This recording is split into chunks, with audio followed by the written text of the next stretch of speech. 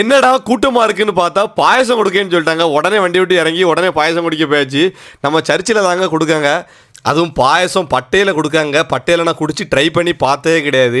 எதனால கொடுக்காங்க, எதுக்கு கொடுக்காங்க? இவ்வளோ பாயசங்க, எத்தனை டபின்னே தெரில, அவ்வளோ டபி இருக்குது. பாயசம் இவ்வளோ காணும் நான் இப்படி பார்த்ததே கிடையாது. மொதல் பார்க்கேன். அதுவும் நம்ம மேட்டூர் சர்ச்சில் கொடுக்காங்க. எதனால, என்ன விஷயம்னு சொல்லி கேட்டு பார்ப்போம் அப்படின்னு சொல்லி ஃபாதர்கிட்ட உட்காந்து கேட்டேன். நிறைய விஷயம் சொன்னாங்க. அதுவும் ஊர் மக்கள்கிட்டையும் வாங்க நம்மளே கேட்டு தெரிவிப்போங்க.